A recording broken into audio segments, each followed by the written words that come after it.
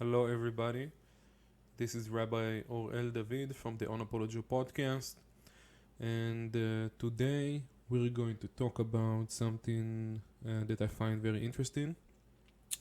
We're going to talk about Turkey, the future of Israel, and the future of America. And there is something that connects Turkey, Israel, and the United States together. And we can learn a lot about the future of Israel and Turkey from what is happening in America, and we can learn a lot about what is going to happen in the United States and in Israel from what is going on in Turkey today. So, just to begin, Turkey, as we know it today, is a relic of the Ottoman Empire. The Ottoman Empire, who controlled the known world, right? About 500 years ago, almost until 100 years ago, lost um, to the Allies in World War One, and that defeat caused the Turkish nation and especially the Turkish elite to perplex and try to look within themselves as to understand what caused their defeat and how did they lost their desired or well-beloved empire. And there came a guy, his name was Mustafa Kemal Ataturk, as we all know him. And an important factor about Ataturk, about Mustafa Kemal, is that he wasn't born on mainland Turkey. He was born in a city called Saloniki. Saloniki is known to be the biggest Sephardic, Middle Eastern Jewish city that was controlled by Jews up to the Holocaust, basically. And Saloniki was 50% Jewish, and about 25% Greeks, and about 25% Turkish. As we understand, the Turkish would be Muslims, and the Greeks would be Christians, and then 50%, which is the ruling majority of that city, were all Jewish. And there is a famous story about the harbor in Saloniki that didn't work on Shabbat and didn't work on Jewish holidays. And there is a lot of data about that city and the Jewish way of life there. And I'm going to do another cast just talking about Saloniki and what happened there, what happened to the Jews there, where are they today. We're going to talk about that. But Mustafa Kemal is a Turkish born in Saloniki, joined the Turkish army, become actually one of the only commanders to defeat the Allies or to win a battle during World War One. Is revered by the Turkish people because of that. And after the defeat of the Ottoman Empire in World War One, he is trying to figure out what led to the defeat, what led to the crush of the Ottoman Empire, and he comes up with a conclusion. And his conclusion is that the only reason that the Ottomans or the Turkey lost World War One to the Allies, to France and Britain and everybody else that was involved there, is Islam. That's what he come up with. He's saying, or he believes, that Islam is inhibiting progress. Islam is intolerant to a progressive way of life, unlike the European Christians, that their religions would be either Protestants or Catholic, right? Depends if you're French or British. Their religions didn't prevent progress, and he kind of have a point. The best example is that in Turkey, in the Ottoman Empire, there were no Arabic printing presses, and it's a well-known fact that maybe I want to say maybe 50 years before the Ottoman Empire was defeated, there was the first Arabic printing press.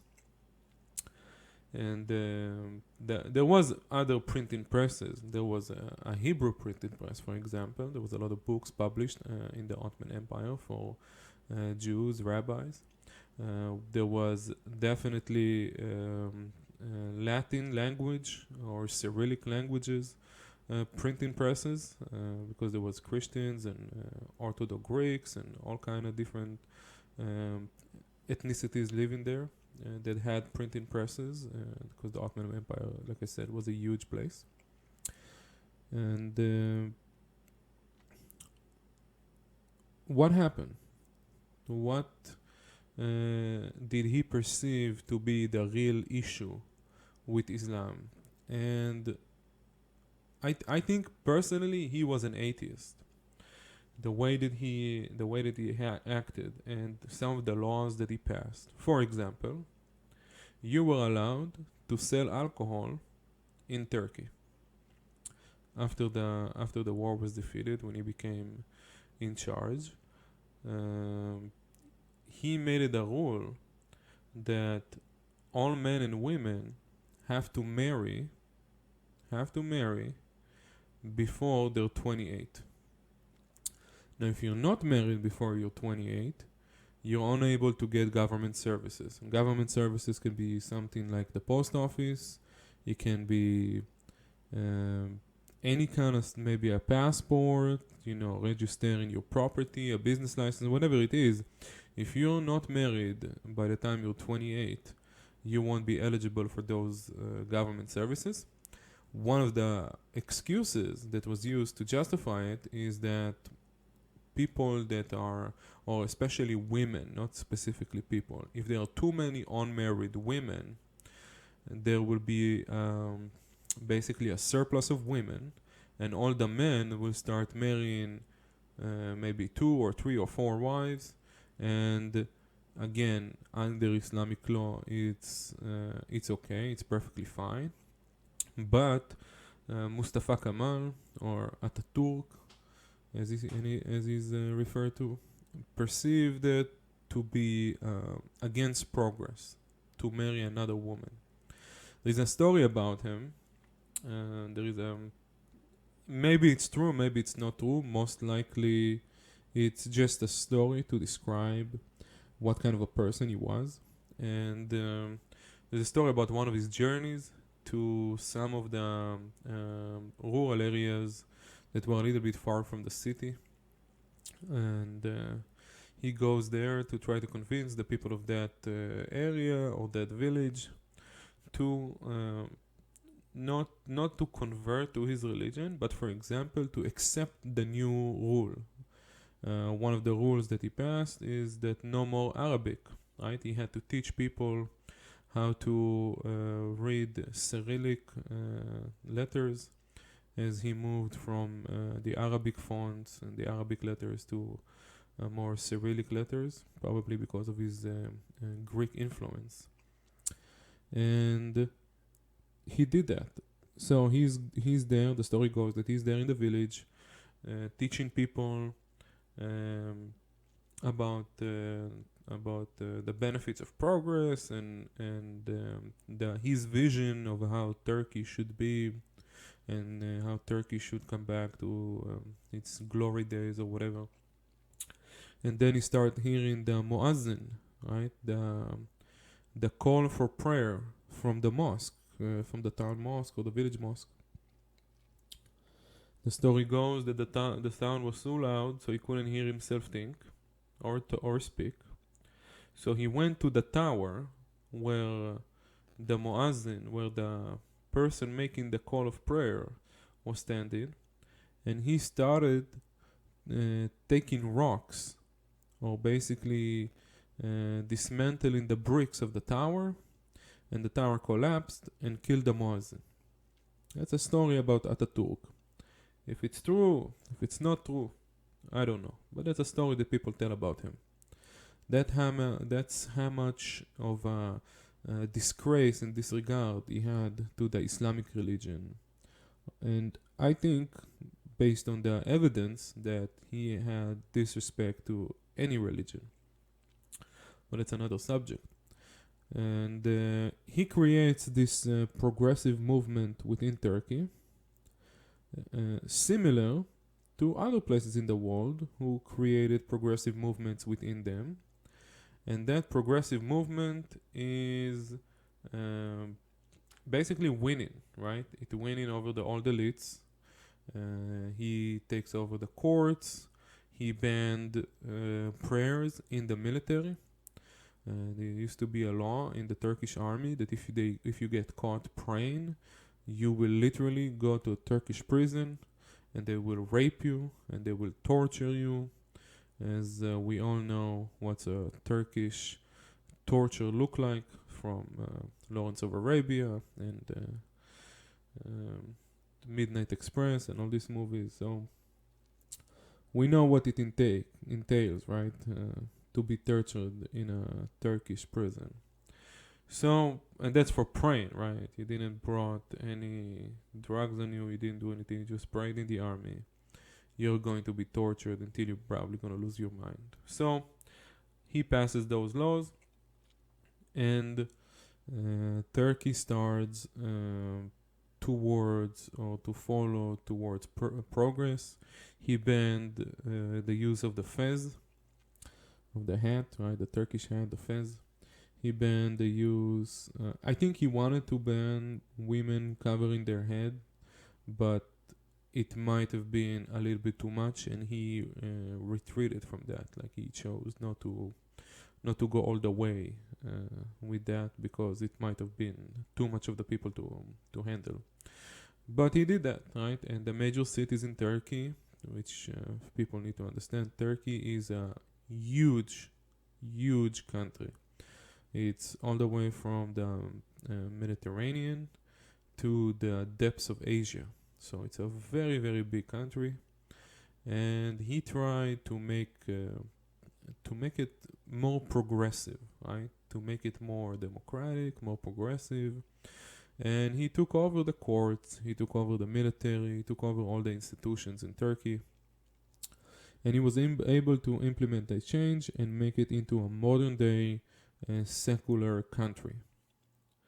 And that's the perception that we have of Turkey.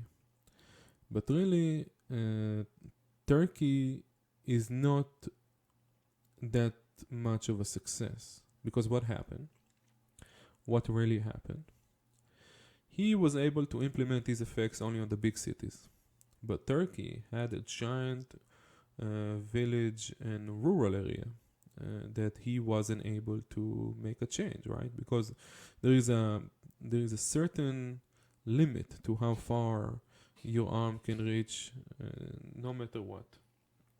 And he reached all the way to the big cities, but he couldn't touch the rural areas. And then what happens? I would say maybe about 50 years ago, right? There was a giant industrial revolution in Turkey. And people started buying tractors. And people started using heavy machinery to plow the lands and to work basically and to deliver water and to do all kind of intricate mechanical work using heavy machinery that used to be demanded by many people to do specific types of work. And for example, you had a small village that had 300 people, and maybe half the people of the village used to work as the water bearers of that village, right? But if you put a water pump in the middle of the village, it doesn't matter what the water source is, as long as you put a line from the pump to the water source and then a line from the pump to dump the water into whatever fields that you need. All these hundreds of people that used to work in water bearers, now they're out of a job. Now them and their families need to go and find something else to do. So what do? Naturally, is they go to the city. But what's the problem? The problem is that when you go to a city, you have to adapt or you have to live in the city standard. Well, it's very hard for people who are poor or, to say the least, ignorant of city life to come and move to a big, giant metropolis. So they live in slums, right? The outskirts of the city, the poor neighborhoods, and they're there. And now you ask yourself, well, what happened to the strong people of the city? The highly educated, the very secular, the hard-working middle and upper middle class. What do? Well, because Turkey is Turkey, and it had, at least toward Western Europe, the idea of a modern secular country. Basically, Western Europe allowed Turkish people to immigrate, right? To immigrate to Germany and France and the Scandinavian countries, England, United States, Canada. And when you are strong and powerful, even if you're not extremely rich, but you have at least some education and you have certain values, you do not see yourself as part of the place where you were born. At least that's what happened to a lot of the Turkish middle and upper middle class. And you just live. And you immigrate. You immigrate out of the country. And you leave a gap. And now remember the people of the village that didn't turn so secular? Well, now they are the majority. Or at least they're starting to be a majority. They're the majority of the voting class, right? Because it's still a democracy. But they're not the majority of the ruling class, right? They're not in the courts, they're not in the army, they're not in the universities, they're not there. They're not in the power places. But they're there. They have the numbers and they have the electoral power to change the country. And then in year, I think, 2000, came a person before the current prime minister, president of Turkey today, before Erdogan. There was another guy. I don't remember his name. But he tried to have an Islamistic party get elected into the parliament and basically turned an Islamic movement and to turn Turkey back towards Islam, right? Because this experiment that is going on for 80 years in Turkey or 100 years didn't work out, because now majority of the people who didn't accept secularism as Ataturk and his parties brought into Turkey, those people didn't accept that. Now they're the majority and they want to take their country back. But I think in 2000, when there was an Islamistic attempt to take over Turkey, that attempt failed, basically. Failed miserably. And a few years later comes our friend Recep Tayyip Erdogan, and he makes another attempt to take over, or basically to get himself elected into Turkey as a prime minister. He was well known as he was the mayor of one of the major cities one of the major cities in Turkey. He was, I want to say he was the mayor of Istanbul, but it doesn't matter. He goes in 2003, and it was Ramadan, and he makes a press conference because everybody was afraid, right? His predecessor almost brought an Islamic party into parliament to take over parliament, the Turkish parliament. So Erdogan makes a press conference, I think in 2 p.m. during Ramadan. And all the journalists are there, and they're taking pictures of everybody, and he's pretending to be getting ready to for the press conference. And what does he do? He takes out a sandwich and start eating in front of everybody. Basically, eating during Ramadan in front of the whole world, right? That gave the ruling elites, right? The professors and the judges and the military and the police, it gave them some kind of a relaxation, right? They were able to breathe deeply and relax. So they say, you know what? If he eats a sandwich during Ramadan in front of the whole world, he's not that bad, right? We can live with him. He's not that extreme. He's not one of those fanatics, right? He's eating a sandwich on Ramadan. Later, years later, he will say that eating a sandwich during Ramadan was basically what gave him the elections. That's how he won the election.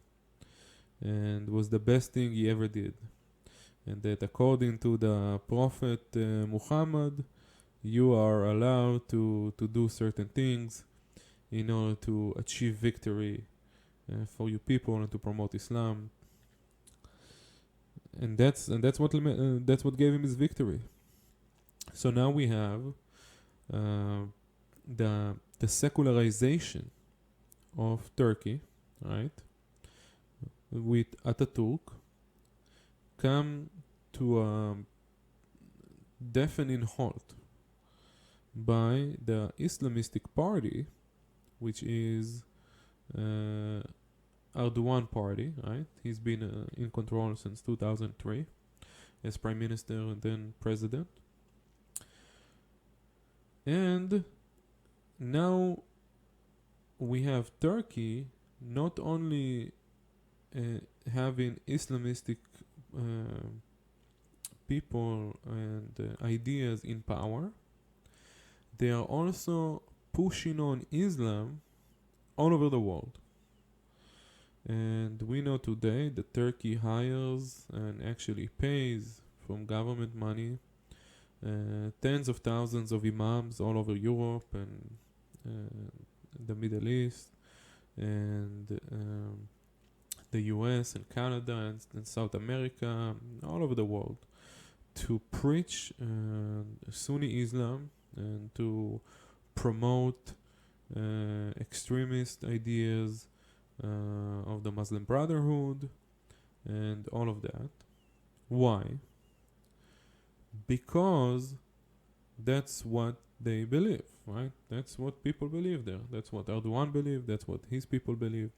That's what he wants to do. He fooled the whole world into making the world believe that Turkey is still some kind of a nice, secular, non-extremist, non-fundamentalistic environment, but where he actually turned it into an extremist place that now he is trying with the vote of the people to take over, basically to reestablish the Ottoman Empire under his regime, under his views. For example,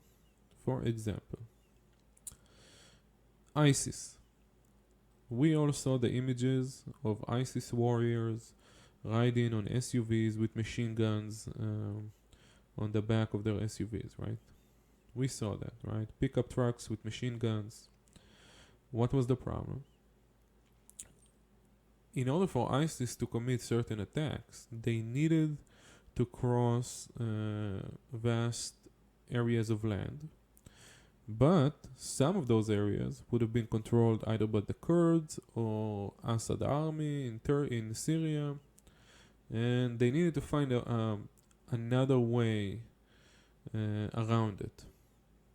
And lo and behold, the Turkish border was open for the ISIS fighter to come from Syria to Turkey and then make a circle around Assad forces or the Kurdish forces or whatever they needed to avoid, come from the other side and go on attacks. And it's well known and documented. There is satellite videos of that, where you see that giant ISIS convoys coming into Turkey, and then from Turkey coming back to Syria and waging war, waging attacks against Kurdish forces and against Syrian forces. Now, why would Turkey, which is a progressive, secular country, would allow an extremist organization that beheads people, women and children, and rapes and sell people to slavery and burn people alive? Why would Turkey allow this organization to come into their border and then to cross to another border and then to wage war against somebody who's supposed to be their neighbor, right? Syria. Why would Turkey allow that? Because Turkey is it, right? Turkey is that. ISIS would have never been in power and would have never had the giant resources it had without Turkey. Basically, Turkey, all the volunteers, maybe 100% of all volunteers even, that came to join ISIS had to go through Turkey. And Turkey knew that. And Turkey, even though it's perceived to be democratic, Turkey is a totalitarian government, right? Nothing happens in Turkey without the government approved, without the government knowing. And they knew. And they allowed those people to cross over and to do the atrocities that they did. Why? Because it supports the greater idea of Islam ruling the world, of Turkey in some point ruling the world. We see that Turkey is waging an enormous war in Libya now. Nobody talks about it. Basically, one side of Libya is controlled by Turkish army, by the Turkish military support. The other side by the Egyptians. Egypt is secular, or at least the regimes, or the Egyptian regime is a very secular regime, right? We know that Sisi drinks wine and eats wines, right? That's what Sisi is doing. And Turkey is not like that. So what happened? The people from the village, right? The deplorables, what a lot of people are called here in America, in the US. The deplorables came back to the city. They did not progress as the elites. They did not move forward, in double quotations. They did not move forward in their thinking. They did not move forward in their traditions. They did not stray away from their beliefs like the people in the major cities. People in the major cities did not invest in the people in the rural areas, did not brought progress to them, and immigrated out of Turkey. Therefore, they lost control. And they lost the country, and they lost power. And now Turkey is a world power that is trying to basically take over the world, right? They're trying to rebuild the Ottoman Empire. They're becoming extremely religious and exercising religious extremism and killing people on the ground every single day. hurting millions of people. When we think about the implications of what Turkey did with ISIS in Syria, in Iraq, what Turkey is doing now in Libya, it's just atrocities, right? And they just don't stop.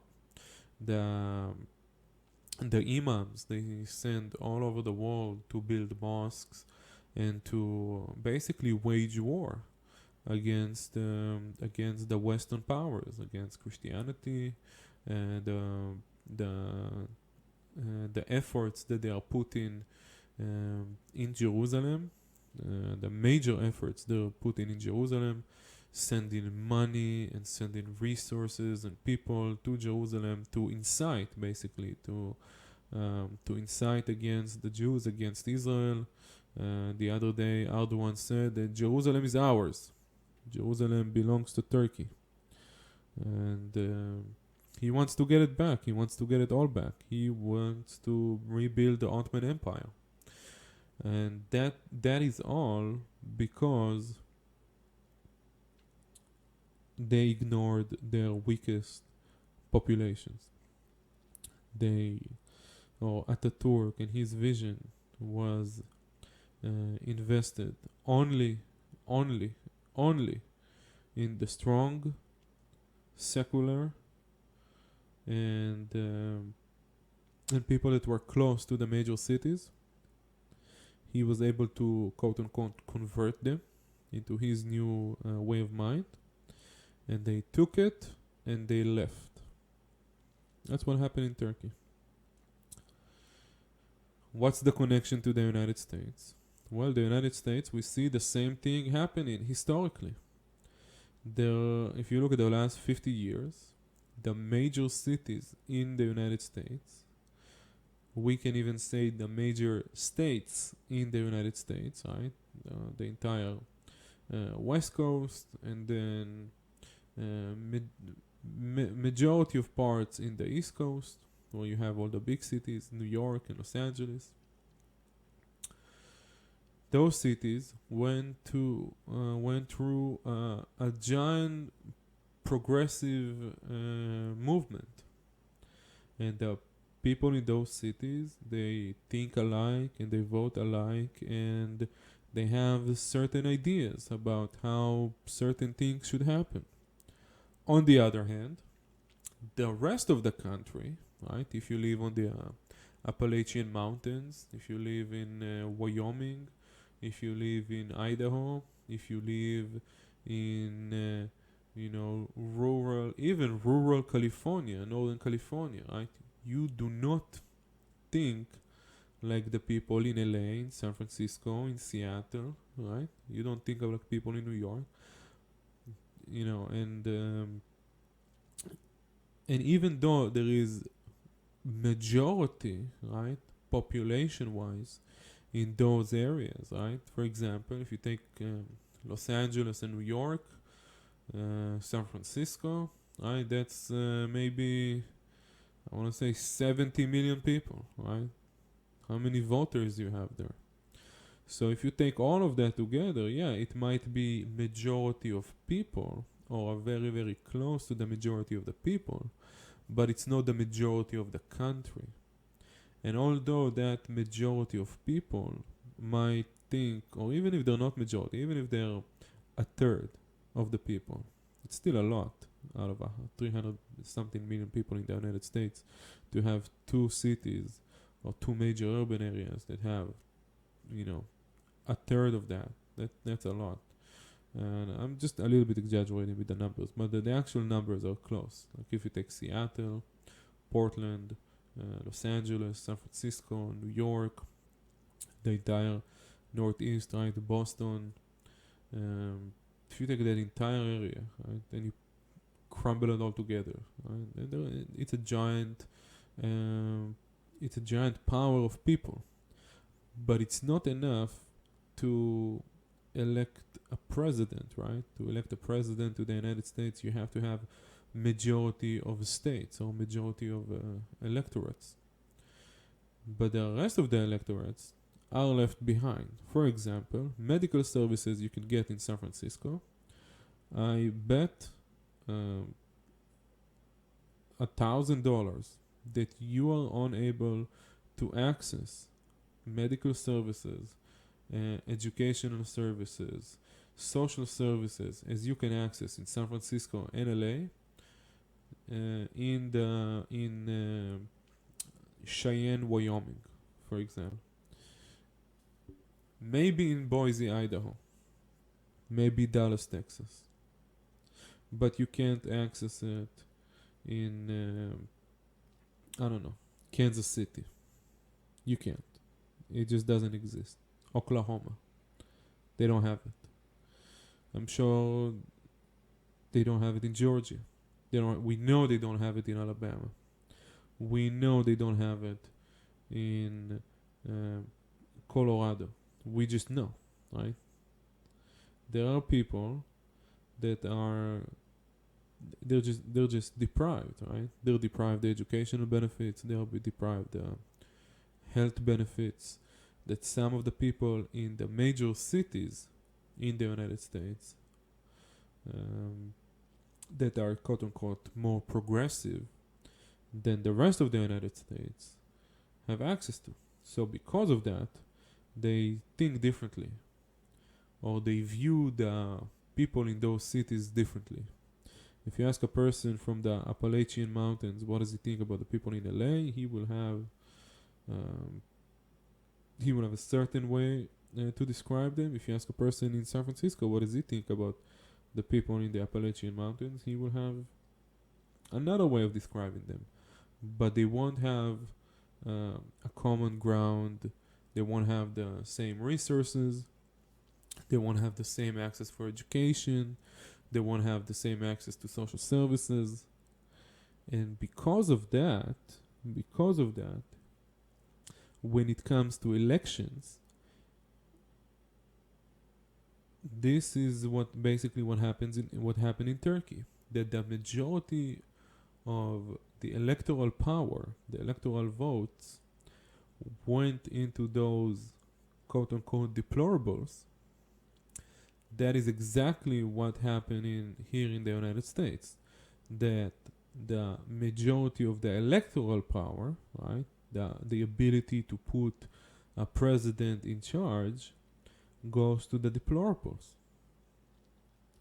It goes to them.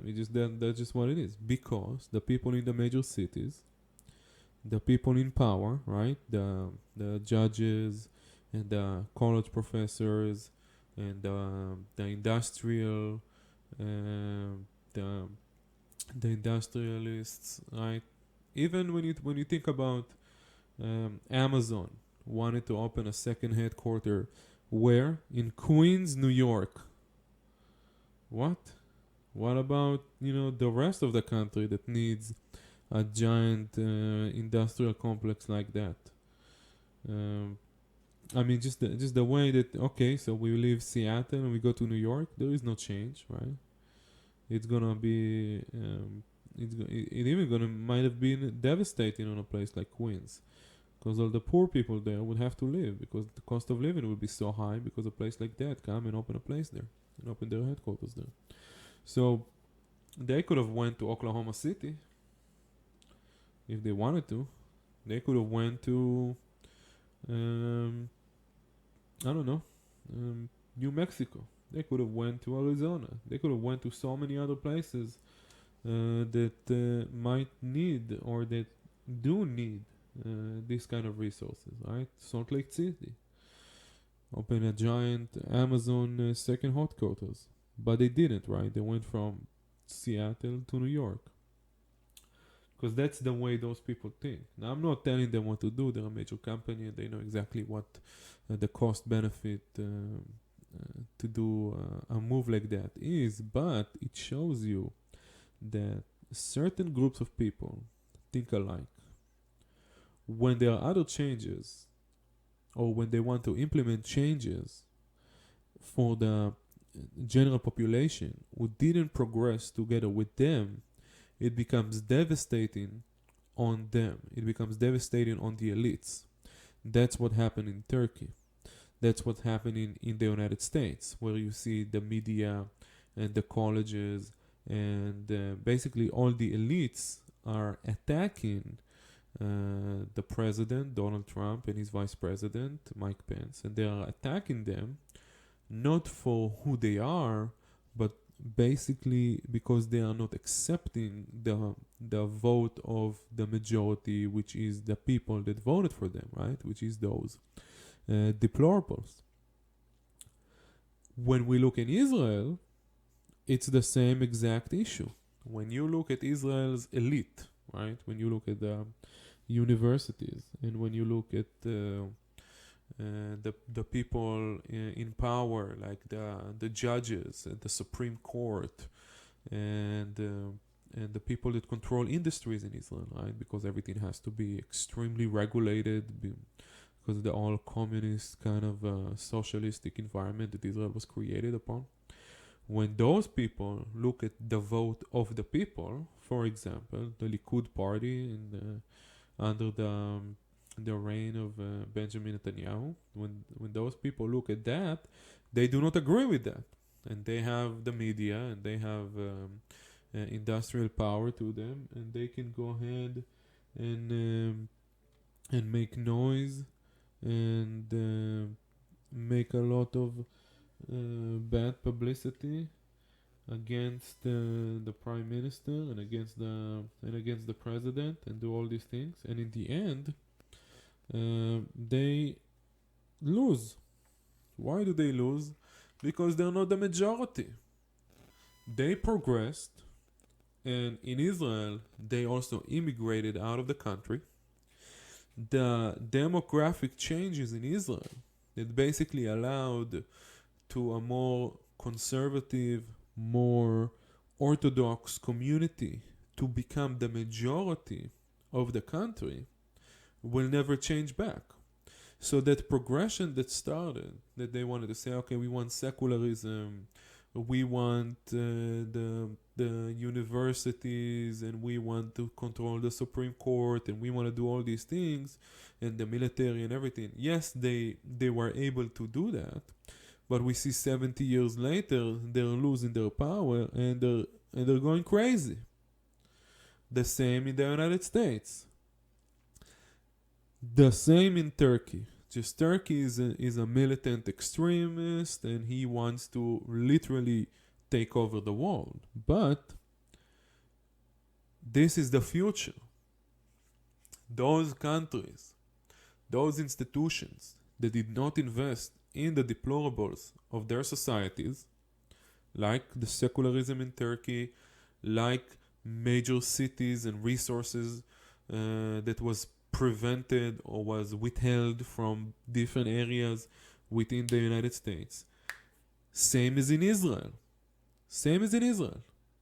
The kibbutzim in Israel took enormous amount of resources from the Israeli government and the Israeli people, didn't share it. The kibbutzim controlled the government. The kibbutzim controlled the military. The kibbutzim got a giant bailout in the 90s and the 2000s. Billions of dollars they got because of their corrupt work during the last 50-60 years. And now they're protesting against the democratically elected prime minister in Israel, because they led him to power. How? Because they did not extend their influence into the deplorables.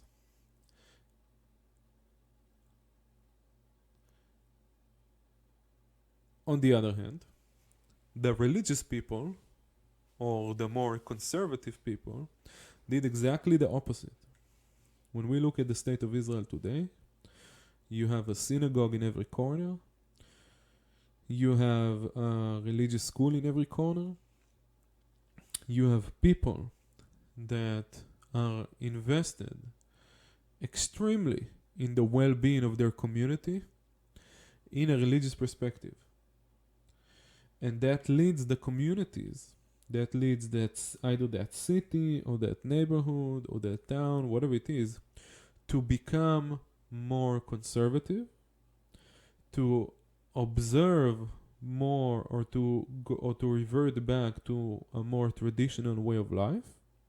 And because of that, if you multiply that in number of towns and that in number of people, you literally get a majority of a demographic majority of voters, and you can never tip the scale. Basically, you can only go stronger and more religious from this point. You can never go back.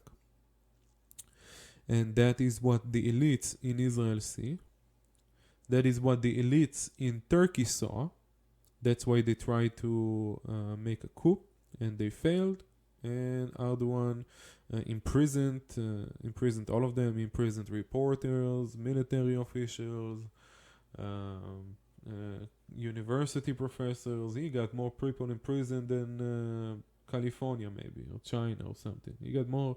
I think there is a number of. He has more journalists in prison than China. And China is a completely totalitarian country. And like I said, Turkey is perceived to be a secular country. Now, imagine that. Turkey is a member of NATO. I have no idea why would NATO accept Turkey. But Turkey is a member of NATO. Turkey is about to go to a full-on, head-on war against Egypt. Any day now. They'll start a war with Egypt in Libya. Will NATO intervene for Turkey in Libya against Egypt? I don't know. We'll have to wait and see. Is Turkey the future of Israel? Yes. Yes, it is. Somehow.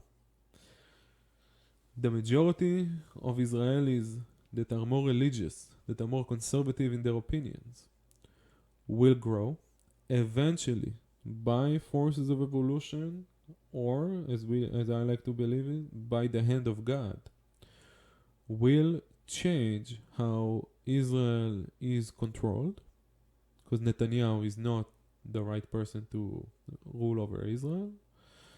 There will come a time that there will be a prime minister in Israel that wears a yarmulke, is not embarrassed by that like some other idiots that are working in the Israeli parliaments today, and he will reign the country under a theocratical idea, or with theocratical ideals, unlike today when they pretend like they're democracy, but the ruling elites, which is the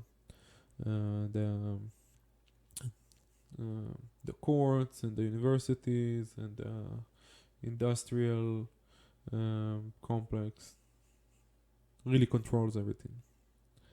I believe the same might happen in America, unless in the United States they're going to change the rules somehow. As we see now, there's going to be a majority of Supreme Court justices who are more conservative. There's going to be another election now in the United States, and really, unless something extreme happens, like this coronavirus or like something else, there will never be a extremist progressive president in the United States, like Obama, like, I don't know, other political figures that are trying to take over here, because the majority of people are not like that. The majority of voters are not like that. They did not progress. Not only they did not progress, they were prevented from progressing by the elites. They were ignored. They wasn't allowed, or they wasn't provided the same resources as the elites have. That's why the elites are losing. And that's why we saw when Trump won in 2016, the Canadian immigration website collapsed. Because the people in Cheyenne, Wyoming, didn't thought about immigrating to Canada when Trump won. The same as people in Northern California. The same as people in the Appalachian Mountains. But people in Seattle, maybe. People in San Francisco, maybe. People in Los Angeles, in New York. And that's really what it's all about. Is do you have equal distribution of resources? Distribution of resources, right? Not specifically equal whatever communistic ideas, but distribution of resources. If I need to get to a mental health clinic, if I need to get my leg looked at because I got something there and I don't know what's going on and I need a doctor, but it's 50 miles away. But if you live in San Francisco, it's down the block, right? It's a simple bus drive away. If I have equal access to resources, if my government is extremely online and accessible and I can basically get anything I need and whatever I want online, or no, I have to drive an hour to some office and wait in line for half a day to get one form filled so I can renew my license or whatever it is, or get a business license or whatever. If I don't have equal access to resources like education and healthcare and stuff like that, I will never progress, or worst case, I will resent people who do have it, and I will even be against or actively against people who are preventing me from having it. And that's exactly what's going on in the United States right now. That's exactly what happened in Turkey, and that's why the Islamists took over Turkey. That's what's going to happen in the United States. Like I said, unless something extreme happens, there won't be another progressive president in the United States unless something happens, which will be distribution of resources, which is that I think that's what Obama tried to do, right? With Obamacare, distribution of resources. It doesn't make sense that you have covered California in California, that everybody can get care in California, but if you live in, Georgia, you can't, right? Because they got different rules or whatever, and you can't get healthcare. And women mortality is higher there, and child mortality is higher there, because they don't have access. Whatever the political reasons is, but the bottom line is they don't have access. So, Obamacare tried to do that. That's why he won. And if that trend continue to happen, where the elites prevent access to resource from the deplorables, the elites will eventually lose their reign, and the country will become more conservative, more religious, and that's it. I don't know if this will be a theocracy, but you never know. Look at Turkey. Turkey was the most secular place in the Middle East. Now, it's an Islamic state. It's an Islamic state like Hamas in Gaza. But we have a long way to go. And anyway, that was my take on Turkey, Israel, and the United States. Turkey being the mirror of Israel and the United States. And the future of Turkey, or the present of Turkey, might be the future of Israel and the United States. Thank you very much for listening. Please subscribe. You can email me if you have any questions at oreldavid.com. You can go to my website, check out my other podcasts, and you can also get my books on Amazon if you just search for Orel David. Thank you for listening. This was Rabbi Orel David in the UnApoloJew podcast about Turkey, the future of the United States and Israel. Thank you very much.